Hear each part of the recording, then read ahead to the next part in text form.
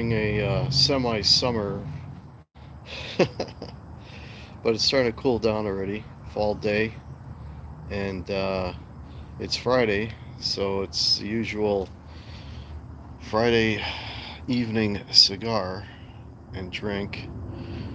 And just want to let you know what's coming up on the channel, what's changed gear-wise. Gear is always an evolving thing with me. There's always stuff coming in and there's stuff going out. So I got rid of a couple of things and I got something new cooking. And yeah, and I'll be shooting a video on the new thing here whenever I get an opportunity. So yeah, I just want to go live for a bit, see how everybody's doing. Happy Friday, Papa Blue. Hey buddy, how are you? And yeah, talk some gear, talk some music, talk about the latest controversy, so to speak, with the Aussie tribute on the music awards, video music awards. Hey Simon, how's it going, buddy? I just saw your post. You got a mouse problem? Guess you're catching them. And what are you doing? You're releasing them back into the wild? Yeah. Yeah, and also talking about I got I'm guesting on a channel next week. I can talk about that. Nice background noise. Yeah, you'll probably be hearing some planes too at some point. So yeah. So let me know. But yeah, I was saying earlier. So I did some more transactions this week with gear. I got rid of another guitar because another guitar came in. So I got rid of a guitar and I got rid of an interface that I'm no longer using. I've switched over to for all my shows and videos and everything for the last probably couple months. I've been using something called a Gigcaster, which is sort of a little less expensive version of a Roadcaster. So I had a Scarlett interface that wasn't using that. Vole problem. My daughter left her bedroom door open overnight and a couple got trapped and released. Vole. I don't know what a vole is. Hey, Headstock Harem, how are you? Yeah, I hope you're doing well too, man. Hope everybody's good. Happy Friday. Got a gig tomorrow. Looking forward to that. It's my favorite place to play. It's like a real like a nightclub type of place. They take reservations and all this kind of stuff. It's kind of a lot more upscale than the places that we normally play. There's a very nice environment, a nice big stage. A vole is a small rodent, cousin of a mouse. Oh, okay, yeah, yeah. It's a nice big stage. Uh, I'm taking the Firebird. I'm gonna use I have a Firebird guitar, Gibson Firebird that I absolutely love. Um, as awkward as it is, it's like playing a canoe is the best way to describe it. It's a big, long thing, but I took it to rehearsal this week, and I just was absolutely blown away by the sound of that guitar. It just sounds unfucking believable. Just a fantastic sounding instrument and a real easy guitar to play. So it takes a little bit of an adjustment to play it because if you've ever played a Firebird, the fretboard starts at the body and then kind of goes out. So where you would normally think you're on the 12th fret, you're actually on the 15th fret. So it's that kind of thing. But so I usually play it if I plan on using it, I'll play it a few days ahead of time, kind of get my head around it, and then which I have, and then I'll use it for the show. Yeah, a lot of real estate. Yeah, yeah. If you know, I've a Firebird for me was I was very late coming to a Firebird. I'd see them hanging up all the time at the music store, and I wouldn't touch one just because I thought, they're kind of, like I said, like big and awkward. And then one time I made the mistake of actually playing one, and I was just floored by the sound of it. Hey Russ, how are you? I was just absolutely floored by the sound of it. It sounded so good, and consequently ended up buying it. And it's one of those guitars that I bought, and I had it for a while, and then I sold it, and then I turned around, and I bought it again. So that was did that only. I think I've only done that twice in my life, but that was one of the times that I did that, and absolutely amazing instrument. Uh, Hello, I don't understand the that alphabet there, but hello. Said hi. Yes, hello. I guess that's a translation. Yeah. Um, but yeah, so I'll be doing a gig with a Firebird. It's rare that again that I can use it. João Sauvage said hi. Hello. Very very rare that I use it because the Firebird guitar is quite big. You kind of have to have enough room that you can move around. And yeah, where am I from? I'm in Canada. Yeah. So yeah, so that's going on, and yeah, I got another axe, another guitar. Going to be doing a video on that. Two pickup or three. It's a Firebird 5, so it's got the two pickups on it. Simon, if you ever get an opportunity, not to go out and buy one necessarily, but just try one. And there's a magic to it with those humbuckers. It's very articulate. It's like a much more articulate version of, say, a Les Paul. You know, where you hear everything. It's almost, I won't say Fendery tonal wise, but Fendery in the character in that you hear everything. The notes really ring.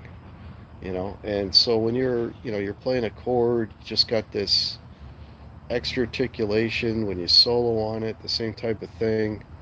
It's just, and the pickups on it look like mini humbuckers, but they're actually not. They're um, a pickup that's made specifically and only for Firebirds. So it has its own voice, right? I did a video a long time ago where I did a comparison where I did like a Firebird and then I compared it to an SG and then a Telecaster, just so you can kind of hear the distinction between the three guitars. And yeah, just something very, very magical about a Firebird. Absolutely love those guitars. If you can get past the playing the canoe, but it's well worth it. It's well worth it. But yeah, you like articulation. You would like it. It's probably because you're a Fender guy, right, Simon? It's probably the guitar that would of the Gibsons, off the top of my head, that would probably be the most similar to a Fender. Oh yeah, well yeah, Les Pauls, yeah, yeah, Les Pauls are pretty articulate, and yeah, but this is even more so, if that makes any sense. There's more of a sort of a high, how would I put it? More of a trebly kind of bell-like in its articulation, if that makes any sense. Yeah, you're a Strat guy. Well, I got a Nick Johnston Stratocaster, Nick Johnston signature model, which is basically it's a Schecter, but it's a Strat body, and it sounds like a Strat. It's a single hum. That I sold my Fender Strat, and I actually prefer this Strat. It's amazing. It's an unbelievable guitar. It's Indonesian made, but it's so well made, and it's got an ebony fretboard for an Indonesian guitar. It's crazy, this thing. And I've already done two shows with it, and Oh my God, what a fantastic instrument that is. So, um, I haven't weighed it headstock, Harem, but it is definitely it's lighter than a Les Paul. It's lighter than my Telecasters, both of them. Um, yeah, so I would say maybe 7 pounds, 6 or 7 pounds. Now to get an LP, as I waited until they kind of caught up with what I like. Um, Remind me, Simon, what which pickups are in that, or if you tell me the model, I'm sure you already told me the model, but if you tell me the model, I think I know what pickups might be in there. Yeah, the Nick Johnston, Simon, you being a Strat guy, if you ever get a chance to get your hands on a Nick Johnston, uh, man, they're like, it's the best Strat that's not a Fender. So, yeah, headstock hair, and probably that's what puts a lot of people off the Firebird. I mean, apart from it being 15 feet long, is people think, oh, this thing must be really heavy. But it's really light. Really light. Like you could swing that thing around, which I plan on doing at the show tomorrow night because I'm so enthusiastic playing it. But yeah, it's really light. Yeah, I just got to watch that. That I'm not hitting anything with it because it is so long. The, the actual instrument, but it sounds great. Yeah, I would highly suggest to anybody if you've avoided a Firebird, not necessarily buy one, but just play one and just bask in the glory of that tone because it's amazing tone on that. I did one of my original songs. I did the entire song. What's this song? Biding My Time. If you go back to my original music, look up a song called Biding My Time. It's one of my better ones, and I wrote it for a friend of mine who I lost a few years ago. And that whole song was done with just the Firebird. It sounds amazing. Yeah, yeah. But yeah, I got rid of a guitar this week. I had and again, when I say I got rid of a guitar, not because it's a bad guitar, it's a really good guitar. But again, it's just a matter of not wanting to have so many instruments. So I got rid of a Yamaha Revstar, um, not the expensive Japanese model. I had the Chinese model, but I mean, I'm not saying that as a slight. It was a really good instrument, really good guitar.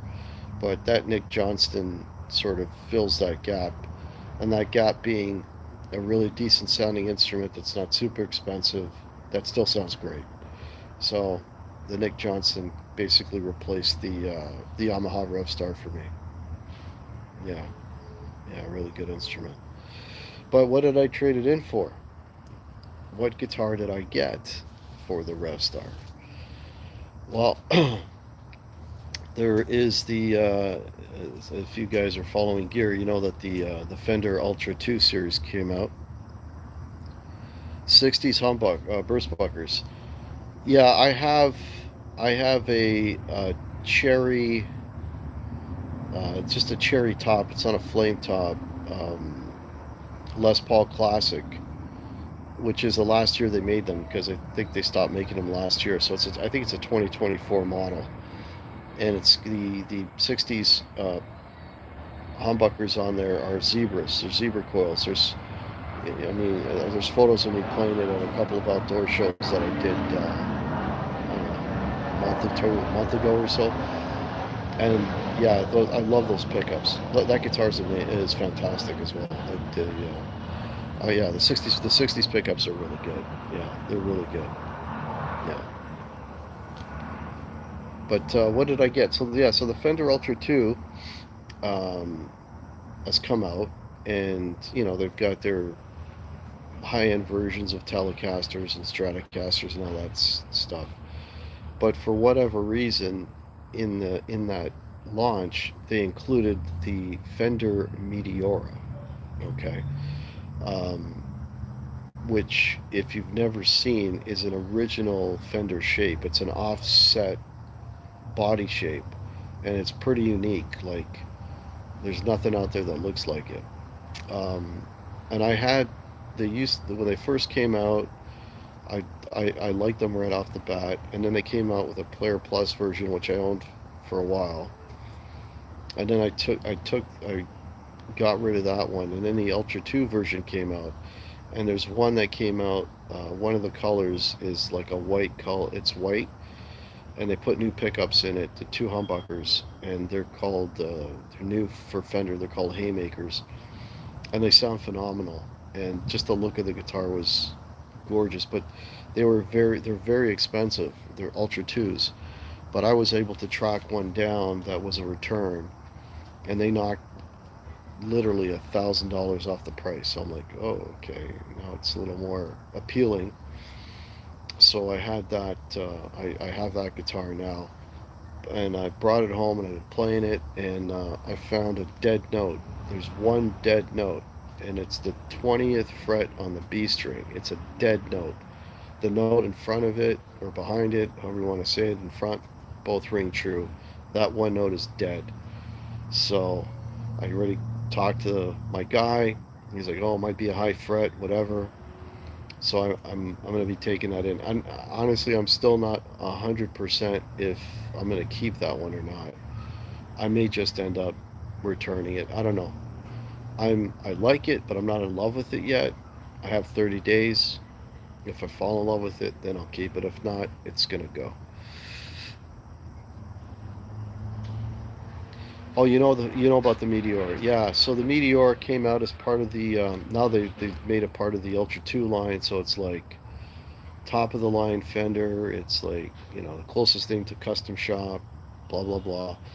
They're charging a shit ton of money for those things. I wouldn't buy one full price. I mean, in Canada they're over $3,000. Okay, it's ridiculous. But used. Most of my stuff is used, so if you can find a used one, yeah, try them out, and they sound really good. It's amazing because it's a dual two humbucker Fender, but it still sounds like a Fender. So I've got a Telecaster that has two humbuckers in it. It's the Deluxe, I think it's called Deluxe 70s something or other. Anyway, it's got two humbuckers on it, and it still sounds like a Fender. It's 2000 there, yeah. No, I've got the white one, Simon. So the white one has a maple. It's a maple fretboard. Yeah, it's maple.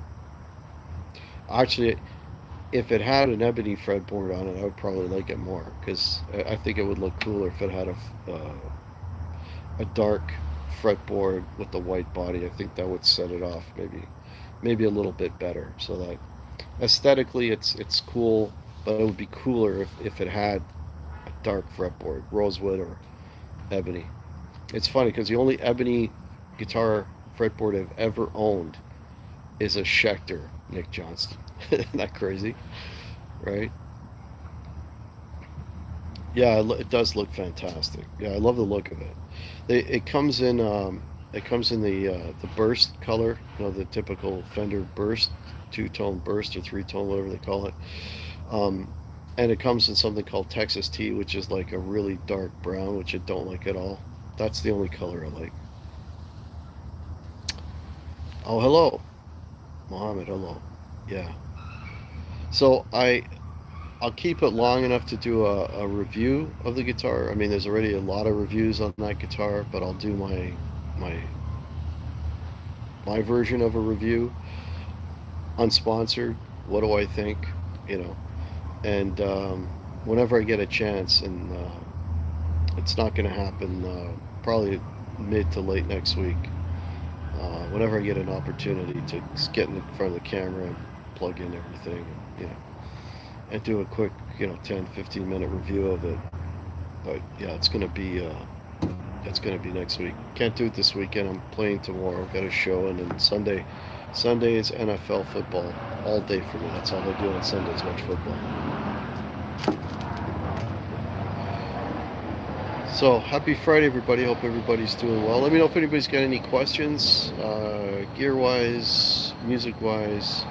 So I was gonna talk a little bit about this controversy with the Video Music Awards and that tribute to Ozzy, and people are getting on Youngblood.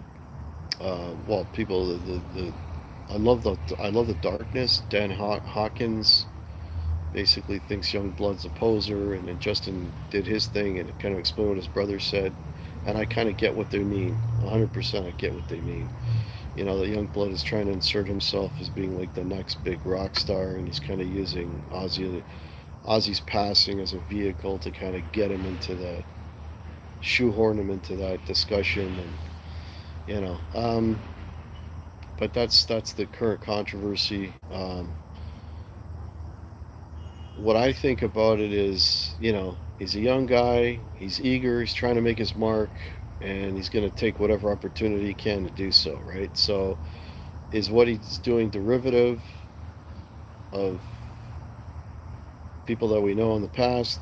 Yes, but isn't most of what you see derivative of something else?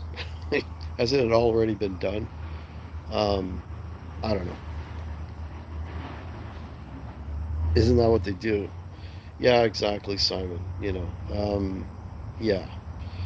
So I don't know. I mean, you know, somebody obviously asked him to do that performance. You know, it wasn't like he just, you know, forced himself in there. Like, you know, I gotta say though, Nuno Betancourt again, who, from my understanding, was the guy who kind of put that all together, was the musical director.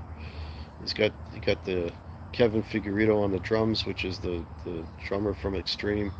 I can't recall the bass player and keyboard player, but Nuno played amazing like he always does.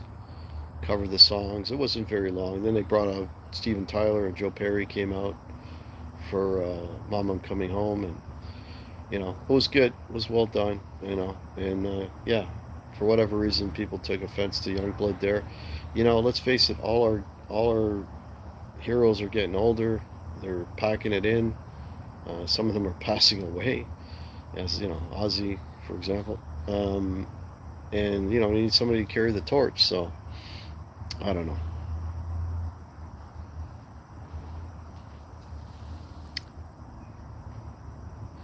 Hey Joe, how are you? Yeah, Nuno for the MVP, and I didn't see the clip, but I've read it a couple of times. Apparently, I was unaware of this. I don't think anybody was aware of this, but in the mid '90s, apparently Ozzy asked Nuno to be his guitar player, and Nuno said no. And the quote said that Nuno was the first guitar player to turn Ozzy down, turn the offer down. So Perry and Tyler did great too. Yeah, well Tyler, you know, he sounded good, you know, but um, I don't think there's going to be any more Aerosmith tours. I don't think he can carry a full show anymore. That's why the Joe Perry project is out touring right now, you know, and Joe's got Chris Robinson singing, and he was bringing Brad Woodford along, which is cool. But I don't think you're going to see Steven Tyler, you know, doing a tour anymore with Aerosmith. I mean, they did that residency in Vegas, was it last year? I think that's kind of it. And then they started a tour and they did a couple of shows, and that was it. And I think Aerosmith is done with Steven Tyler. Share. Oh, Nuno did make him a great offer. I don't know. I don't know.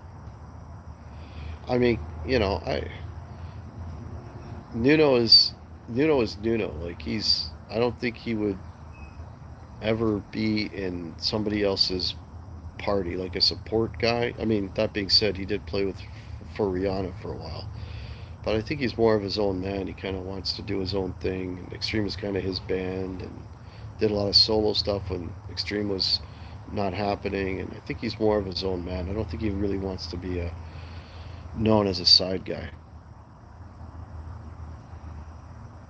Yeah, yeah. A few shows. You know, what they could do is um, like a like a farewell concert. You know, and maybe bring guests up, kind of like what an Aussie thing, and bring people up and sing, and then he can sing when he can, and that sort of thing, or do a little abbreviated version of a Aerosmith show, something, instead of just, kind of fading into the background. Yeah, Nuno's a band leader. Yeah, yeah, totally, totally. Yeah, I mean, the guys of the current guys that are still out there doing it. Nuno's basically my age, right? So, of the guys that are out there doing it, Nuno is for me hands down my favorite guitar player out there right now.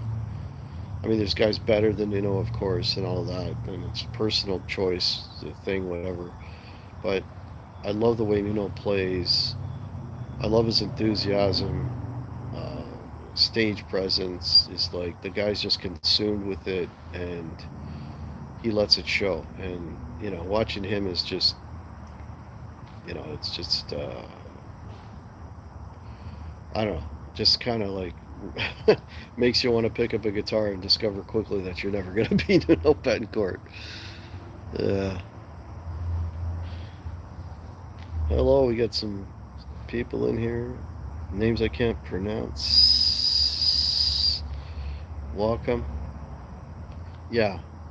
So, anyway, I don't want to be in here too long. Just want to see if anybody was around. Wanted to just pop in, talk a little bit of music, talk a little bit of gear, and wish everybody a happy Friday and a good weekend coming up.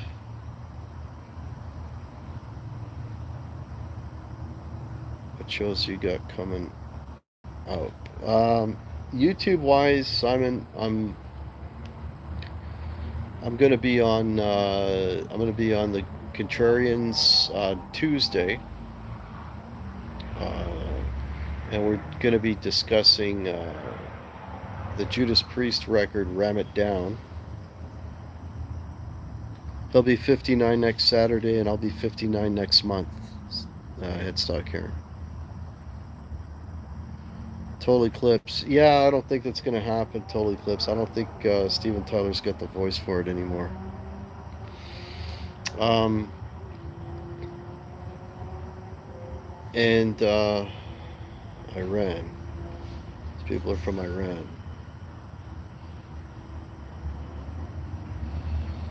Let's see what's going on.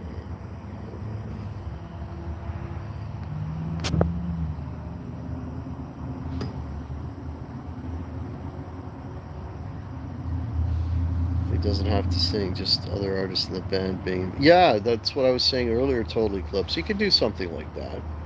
May could do something like that. Damn youngster.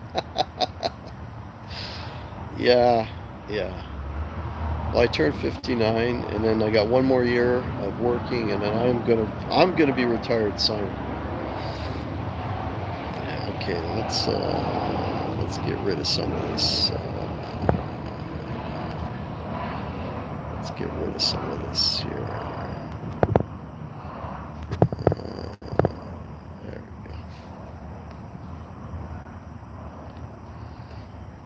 we go. Okay. Yeah. So as far as other shows, so that's next week, Simon. YouTube wise, Contrarians, and then the week after that, I'm doing a show with Martin and Pete. And the topic of this show, and it's going to be very controversial, because we're all going to pick five known bands, popular bands, that for whatever reason we just cannot get into, right?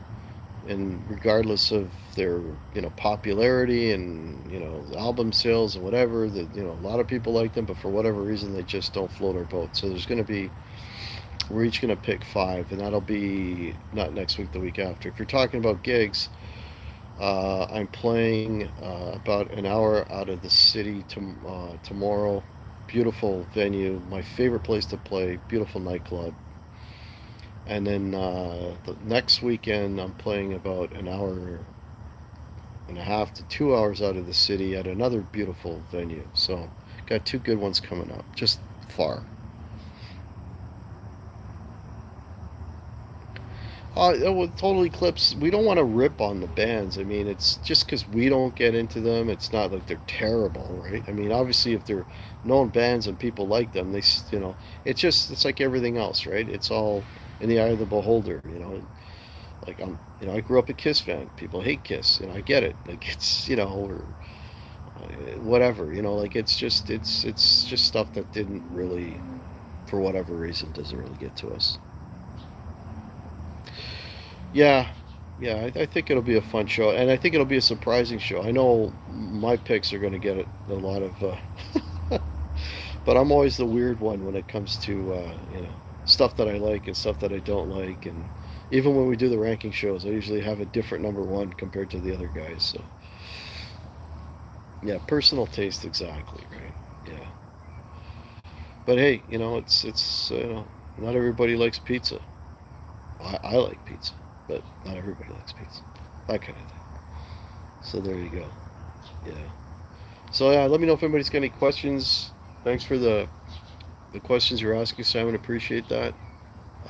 Gear wise, music wise, um, YouTube wise, and Simon, you were when you said I know the last time I was in here, the time before that I was near a million, and I had no idea, and then like a day later or something, I get a notification that I hit a million views. So thanks for that because I had no idea. So that was pretty cool. Yeah. Yeah, folks, if you're in here, please hit the thumbs up.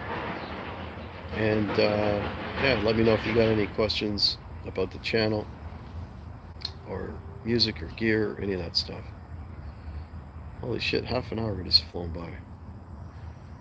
Bands that I never liked until comparatively recently. Yeah, well, the other thing I'm going to say is the bands that I'm on my list are bands that I've made an effort to. Like, you know,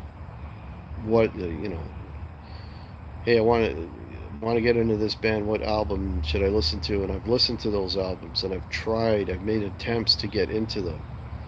Because hey, if there's smoke, there's fire. If there's people who are really liking this, then I'll probably like it too. So I gave it all a chance, but again, it's just one of those things. It just did not click. Well, thank you for that, Simon. But keep in mind, this is like I've been on YouTube for shit over 10 years now, maybe. So it wasn't an overnight thing. You guys are nailing it with. Oh my God, I'm blanking on his name. Oh God. Oh God, I'm blanking on his name. What's your partner in crime? What's? Oh my God, I can't believe New Zealand. Fender Guru, Andrew. Andrew, right? I can't believe. Oh God, there's a sign of age. See, I'm not even there yet, and I'm already forgetting names. Oh, Steely Dan. Oh, Steely Dan. Well, I love Steely Dan. Yeah, but only certain records of Steely Dan. Only certain records of Steely Dan. Yeah. Aha, of course.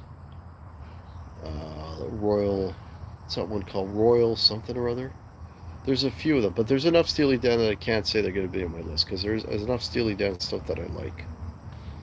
Yeah, but I mean, there's bands that I've gone into recently within the last say 4 or 5 years. Clutch is first one that pops into my head.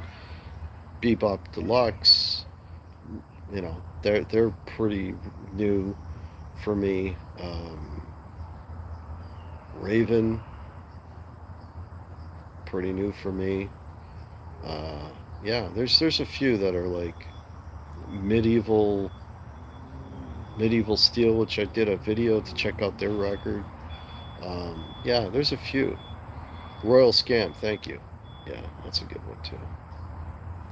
Yeah, and the musicianship on those records is fantastic. For me, Steely Dan is almost like they blend that jazz with pop.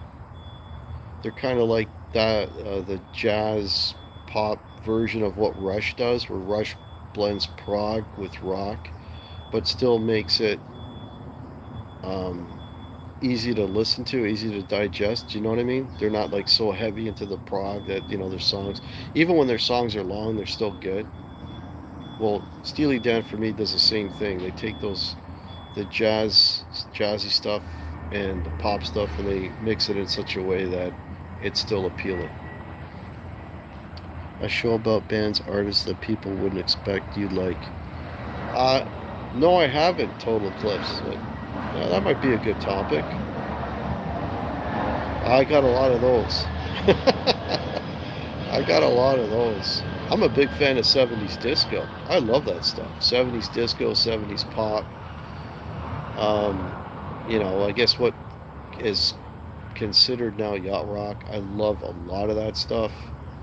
The really melodic stuff, back when the pop songs, had a lot of nice harmony and chord changes and, melodies over top, because I do love the Beatles, right? And, in that sort of vein, bands that did that through the 70s in that vein, like America, Love America, Bread, all those kinds of bands that, people say, oh, they're cheesy bands, whatever.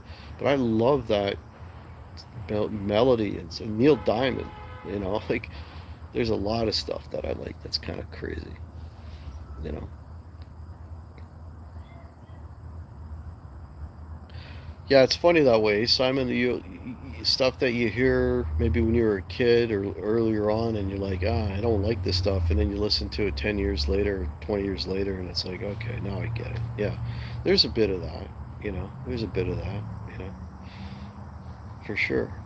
I mean, a lot of the Queen stuff, uh, the later stuff, I would like the Works, any of those records that came later on, different kind of magic.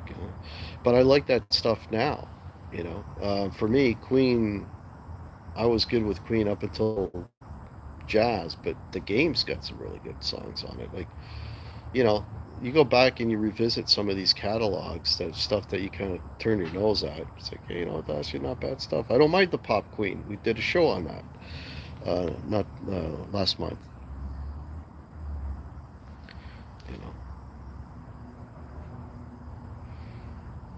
But there you go. Tastes change as you get older, right? Air Supply. Can I get a Little River Band? I love all that stuff. Yeah, Bill Nelson, what an amazing musician, man. That guy's just really, really phenomenal player. Phenomenal player. Little River Band is great. See, there you go. Yeah, yeah. I actually, when I'm driving, I actually prefer listening to, I mean, some rock and stuff interspersed. But I can't listen to heavy rock like one after the other. I like a mix. Like I've got something like over 4,000 songs on my Spotify, and I just kind of, and they're all on shuffle, right? So I'll, on a typical drive, I'll have a Cyndi Lauper song because I love Cyndi Lauper, and another one, right? Cyndi Lauper song, and I'll have Metallica song come on after that, and then I'll have a Steely Dan song come after that, and then a Guthrie Govan, and then something else, like a Pantera, or it's or a '70s disco song, something off the Saturday Night Fever soundtrack, which I absolutely love, right? Those Bee Gees tunes. Like that's sort of, I like it all mixed up so that your ears are fresh to the everything you're going to listen to. Okay, you're just got kicked in the butt with this heavy rock song, and then you listen to something completely different, and it's like your ears are refreshed. Yeah, if that makes any sense.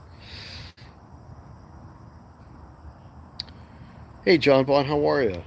Yeah, Pantera. That's about as heavy as I go. Yeah, it's funny because Pantera, Cowboys from Hell. I mean, their '80s records are pretty good too. We did a show on Pantera, but I started with Pantera was Cowboys from Hell, and then I think the one after that was Far Beyond Driven, which, oh no, oh shit, what was that other one? Aggression, something. The guy getting kicked in the face. That record. Somebody remind me of that record. Anyways, but then they get to Southern Death Kill, and that's like, okay, that's already, or Southern Trend Kill or whatever, and then that's sort of where it went a little too far for me. Hey Wayne, how are you? Vulgar display of power, thank you. That one's okay too. Yeah, I have a metal threshold. That's what I described it as. And and Pantera was one that sort of they were on the verge of it, and then they were just kind of going a little bit beyond it, right? Um, I can't do the growly vocals. I can't do the growly vocals. Thrash, I can get into some of it, but not all of it. If there's growly vocals, again, that's like there's no quarter. I'm out. So some of the thrash stuff that's just super fast. I can't get into that. There's a lot of things that again I can't get into. Right? See you from heaven, Jim Morrison. Sure, welcome.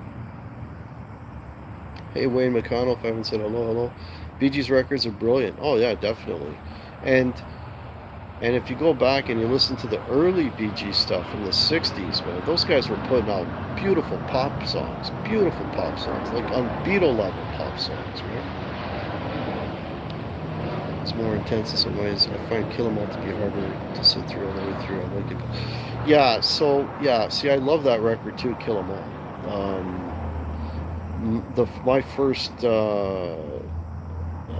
Metallica was Ride the Lightning, and then Master of Puppets, and then I went back to Kill 'Em All.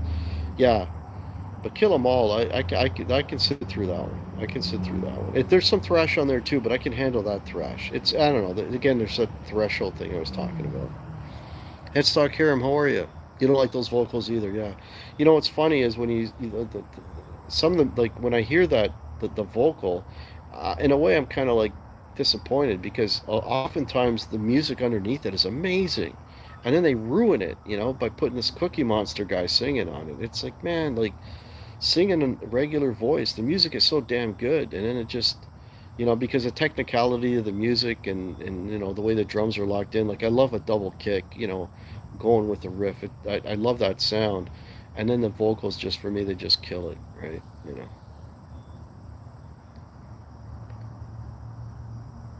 Gotta be in the right mood. Massachusetts. Not sure what you mean by that, Simon. Did I miss something? But yeah, man, it's music, man. It's a very, I was talking about Kiss earlier. People hate the Unmasked record. I love the Unmasked record. It's their pop record. I love it. It's I'd rather listen to Unmasked than listen to Asylum or some of those '80s ones. Look It Up is good. Yeah, I'd rather listen to that than Asylum. I definitely would rather listen to that than Carnival of Souls. It's just, yeah. But I do like a variety of music. Like even ACDC, as much as I like ACDC, it's hard for me to sit through an entire ACDC record. Back in Black probably being the exception, right? But because again, it's just this, the sameness of it. Because they don't change their tones from song to song.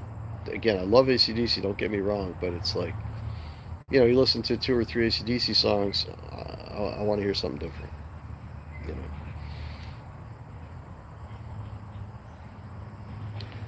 Yeah, you got to be in the right mood. Yeah.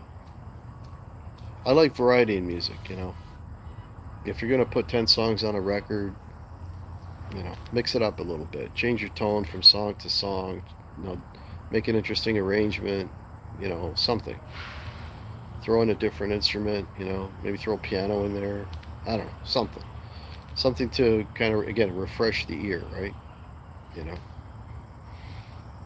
So you know, my original stuff is all over the map. I've got stuff that's Black Sabbath sounding, and then I've got stuff that's like '80s metal sounding, and then I've got stuff that's just sort of melodic, and then I've got a lot of angst-ridden kind of Stone Temple Pilot sounding. I like to mix it up. I'm actually going to be doing a recording. Speaking of music, I got another track that I've got the demo done for it that I'm going to be recording, and it's a pretty heavy song. I want to call it Disturbed, but my producer says Disturbed is the name of a band. You can't name the song Disturbed. I'm like, yeah, but the song is very disturbed. It's kind of twisted, kind of evil, kind of Sabbathy, with maybe a little dabs of Metallica in there. But but I'll be recording that hopefully whenever I get a weekend off. Okay, so I don't see any more comments coming. I got a feeling this happened the last time I went live. After a certain period of time, I wasn't seeing comments. I don't know if that's a YouTube thing or what. So, all right. So I'm gonna hang it up here at this point. I don't see any more comments coming in. Yeah. So, folks, have a fantastic weekend. Enjoy your weekend. Um, look for me on the Contrarians on Tuesday. Look for me the following Thursday on another live show with Martin and Pete. This is fun. These little Friday shoot the shit sessions. Uh, might do one next week as well. We'll see how things go. So again, thank you so much, you guys. Have a great rest of your weekend, and look out for a video, another guitar review video, hopefully within the next week. All right, cheers. Take care.